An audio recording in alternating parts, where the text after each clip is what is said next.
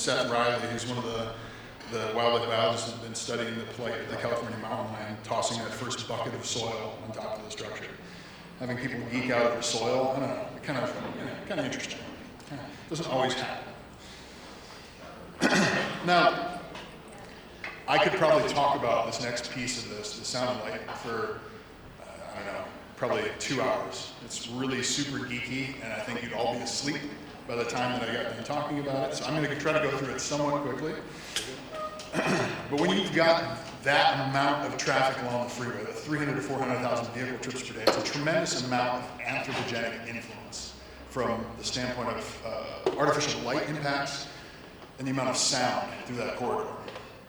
Crazy level of sound. I mean, we're talking about the level of sound of a rock concert on the south side of the freeway. And it's all coming from that sound of the tires hitting the pavement. It's that friction on the pavement. We needed to find a way to mitigate that sound because, again, when we're talking about the user groups that we're talking about, these other species, they hear on a different frequency than we all do. So we need to attenuate that sound in a different way. All of the research that's been done on these noise barriers, and you see them along interstates, along freeways everywhere. Big concrete wall, it's used adjacent to development. It's really good at mitigating the sounds that we all hear that are high and medium frequency sounds, but it's terrible at mitigating any of the lower frequency sounds that affect some of the smaller species that go through these habitat areas.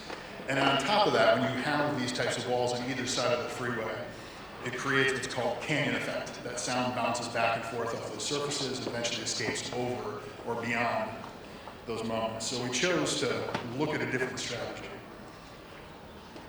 We looked for a strategy where we could adapt the technology for how we're going to not only change how that sound is reverberating and refracting and reflecting off these surfaces, but how are we going to absorb it? How are we going to absorb things on a different frequency?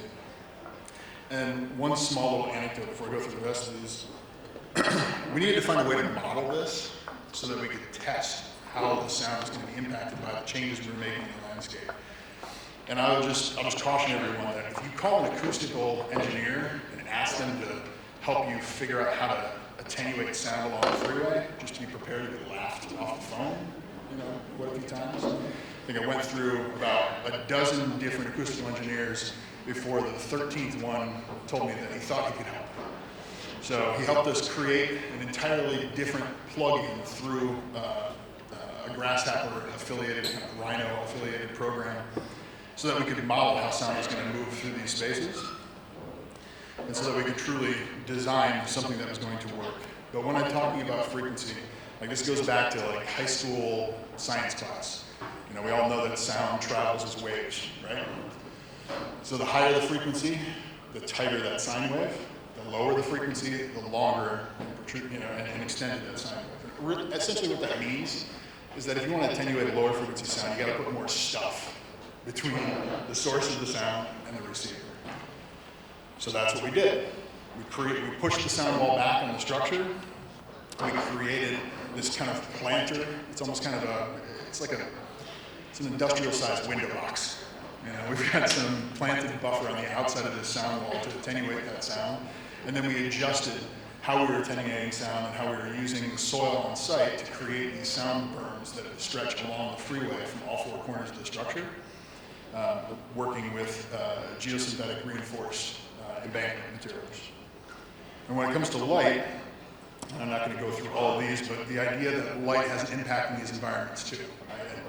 The nocturnal species, the crepuscular species, the species that are moving at dusk and at nighttime are incredibly impacted by the amount of light in these spaces. And again, just like with the hydrology, just like with the stormwater infrastructure I mentioned previously, asking the electrical engineers at Caltrans to change how they've been dealing with light over the course of the last several decades as LED technology continued to evolve, right? Where light poles were getting taller, further, spaced further apart and brighter into that kind of white blue that you see in many locations.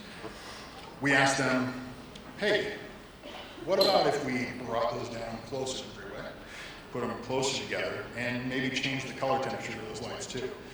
Which again was really easy convincing them to do that. But ultimately, the reason that we look to do that is that the amount of light that bounces off of these reflective surfaces, especially in an urban environment like Los Angeles, it reflects off of those surfaces and creates what's referred to as sky glow. Sorry, I clicked one too far. Where it creates that kind of aura over top of these spaces. We needed to find a way to reduce that surface reflectivity, because not only do you have all the light poles that are along the freeway that we adjusted, you also have all those headlamps off those vehicles. So this is a photograph that Dr. Travis Longcore, who's a researcher that works with us as part of our team from UCLA, took at the beginning, just prior to construction commencing. Long exposure photograph from the north side of the freeway looking to the south, and you can see how bright that stripe is across the freeway from all those vehicles traveling back and forth. And then there's this photograph from about 2 weeks ago when he was out there with his students. And it shows you the dramatic difference between the way that space was to having this capped over top of the freeway, creating this dark corridor back across this space.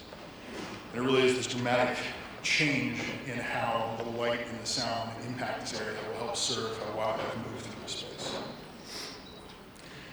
And then changing little variables, and again, making the Caltrans engineers really itchy every time we change something in their standards. We asked them if we could put an integral color in the concrete. It seems really simple. I think we pick those colors and we use those in conventional architectural concretes. We add a small amount, changes the color, it's a very nice decorative thing. Well, with the density of the materials that were used for this project, we had to use 10 times as much. And there actually will probably need to be a change to Precast Concrete Institute standards for how pigments added into concrete as a result of this, because it completely threw off the density calculations at the precasting facility, to the point where we were having daily conversations with them about why they were getting rid of so much concrete because of all these challenges. And then finally to the structures. So I have this unique opportunity leading a project like this, where as a landscape architect, leading such a significant infrastructure project, the things that we put out there into that design process, into the mechanics of the project, sometimes are disruptive, sometimes they're truly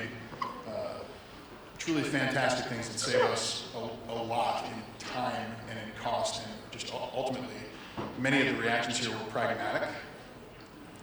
Initially, when we came onto the project, the strategy had been, or the thought process had been, that all of the structure was going to be cast in place concrete. The challenge with doing that over top of the 101 freeway is that you would have to close down the freeway for an extended period of time. One of the busiest parts of the U.S. interstate system would have to be closed when they put all that formwork up and they pour that concrete. You'd have some community reactions that would be lovely as part of that. So we asked the question, okay, well, can we use precast elements instead? And so where that ended up leading to, it ended up leading to these precast box girders that are roughly about 4.5, 5 feet square and about 100 feet long.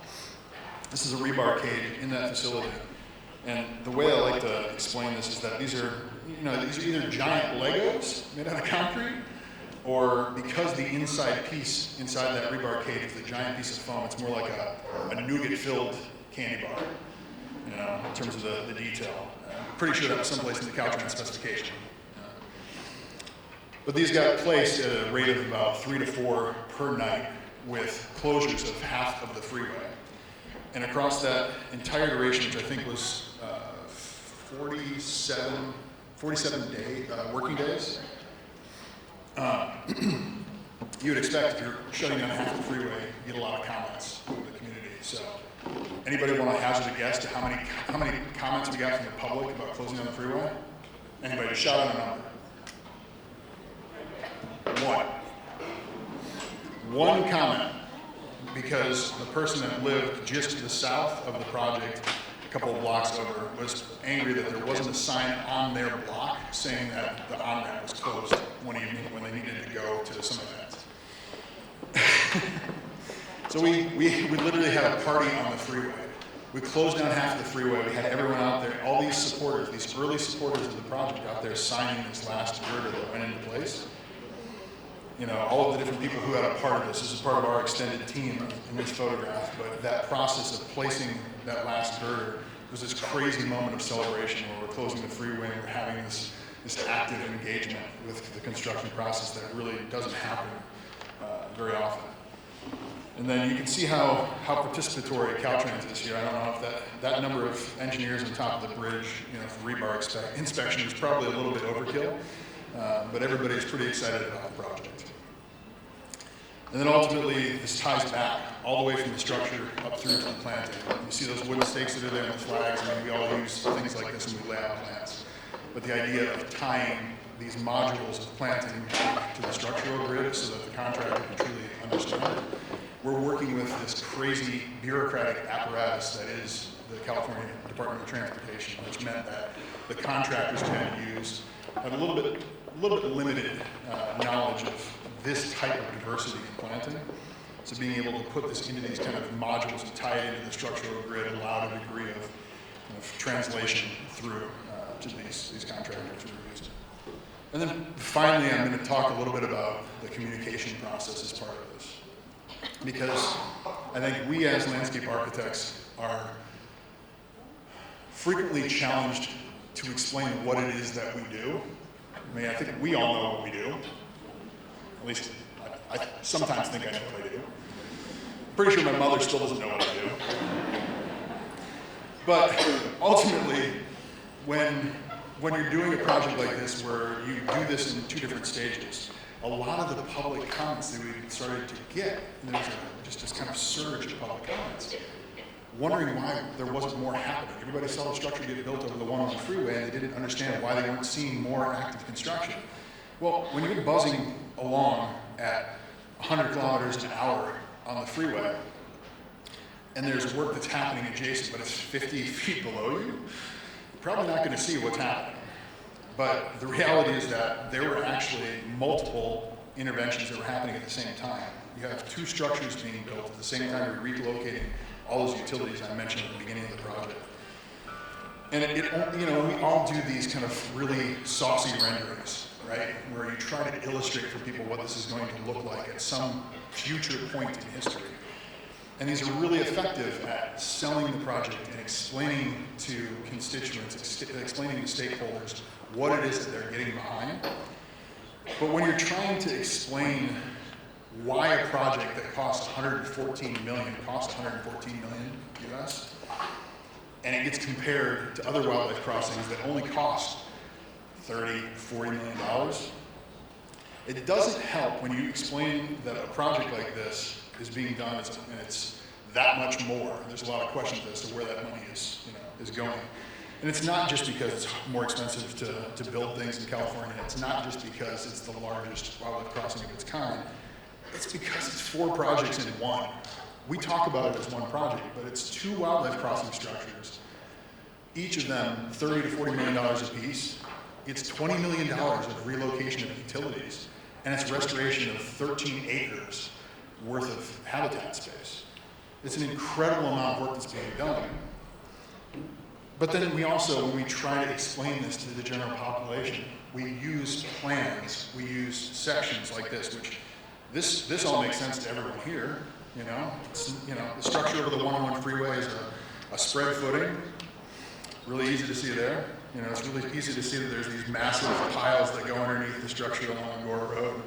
But everything that I just said is, an entirely different language to the vast majority of people who are actually the ones making all those comments about the cost and the delays and the impact on the schedule.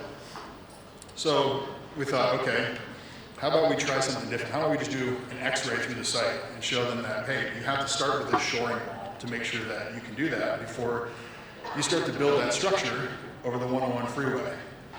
And then you got to move some utilities, and then you got to put these deep piles in and add this next structure. And then you have to go through and do another piece of embankment support, these big earth anchors that go in to hold that shoring wall back before you place all that soil on top. Because we constantly have to find ways of helping to explain what it is we do and keep people engaged in that process, whether it's these kind of tours that happen at the site. There's a docent program that does tours every weekend where you sign up and come out and you listen to what it is that the docents share about the project, its history, its evolution, its schedule, its timeline. Or events like this. This is Wildlife to Watts, where we have a whole series of different vendors come and share about what it means to have this coexistence with nature in a community. Or events like this. There's a great book that was written by Ben Goldfarb about wildlife crossings. There's another book called Eager Beaver. It's about beavers as environmental engineers and being able to help people find accessible means of understanding what we're doing. Or these types of partnerships. This is several different state DOTs in the same room. And I could go off on a joke about having California DOT, Texas, and Florida all in the same place. And that joke probably doesn't mean quite as much as when I'm making this comment in the States. But you're talking about two really conservative states in the same room as probably one of the most liberal states. And so having all those people in the same room is, it's kind of funny, but it's more of a hot joke for me. And then exhibits like this at the national, at one of the station, one of the exhibits at the National Park Service location near the crossing site to explain what we're doing with the crossing. And I try to avoid the fact that I'm really annoyed that they really manipulated the hell out of our rendering as part of this. It's not exactly the way that it should look, but And then we do things like this, create these types of architectural models, because again, people need to understand how they fit into these spaces, how they can kind of create that association, right? Well, and then we go completely wackadoodle and create a Lego model of the crossing. And if I had more time, I'd explain the entire purpose, reasoning, thought process behind this. Is a really funny story, and that relates to sweating profusely at the Lincoln Park Zoo in Chicago at a children's birthday party before we decided to do this. But the intent with this is that, again, it's reaching that next generation of thinkers and doers, those inspired leaders of tomorrow, through a medium that they can relate to, right?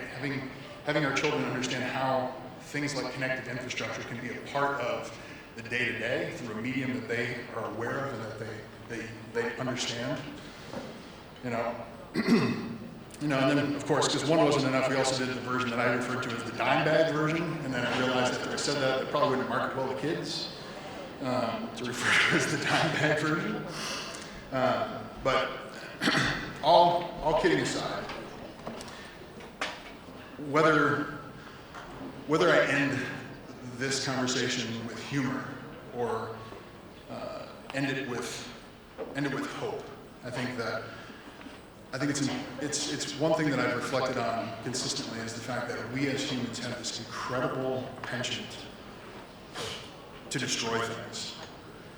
And so if we can find moments where we can restore, where we can recreate, where we can restitch these ecosystems that we sever, sometimes unknowingly, that level of hopefulness, that level of commitment to the future, that level of conservation and preservation, ultimately it's what serves our children and our children's children. And that's entirely my reasoning behind the work that I do. It's my passion and my drive behind this project is that I want those natural spaces to be there for my son.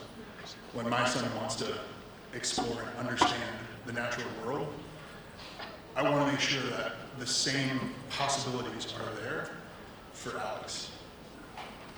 Thank you.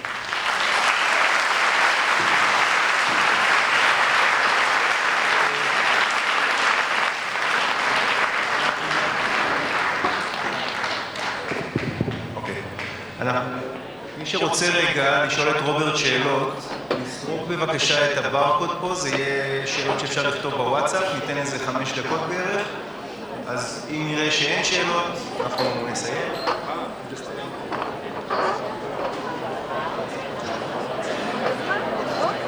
שיפס עליך.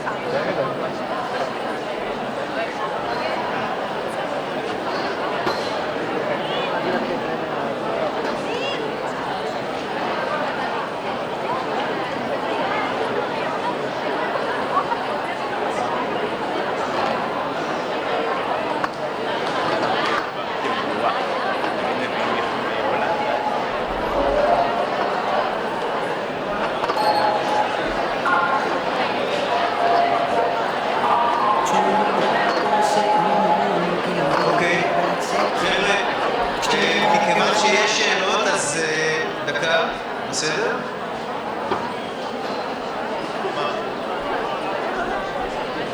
לא, אתה אמור לסמוך את דבר פה. אני מצטער.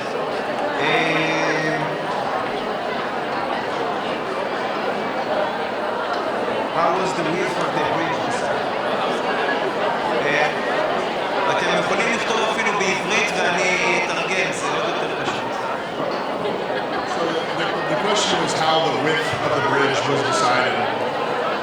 The width of the structure was dictated by a couple of different things. I think the first piece of it is that we have very challenging site constraints, where we have a very limited distance along the freeway, and so that limits the amount of structure, and obviously cost is a factor too.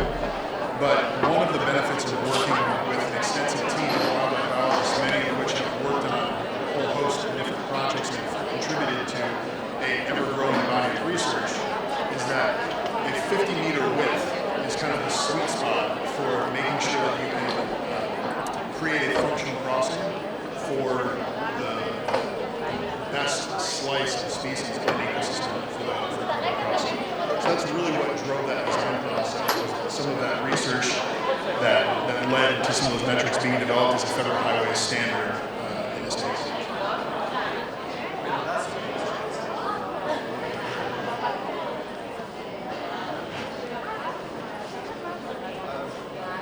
How does the scale of research for the project affect the culture of practice? It's a good question and kind of an interesting one. I think that with a project like this that's based on a tremendous amount of research, the potential for how it will impact practice depends a lot on the research that will come out of the project as well. And so there's a whole other chapter I could have done on the contributing research that will come as part of the project. But really what this has done